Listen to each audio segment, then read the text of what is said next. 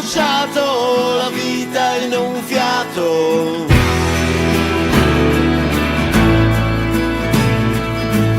Come un fiore che si è seccato prima ancora di essere sbocciato.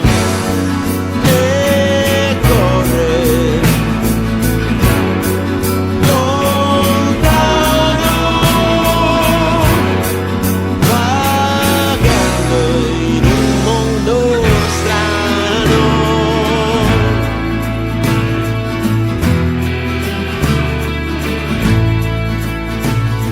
Senza pudore, senza timore di cadere dove non c'è più amore, più amore.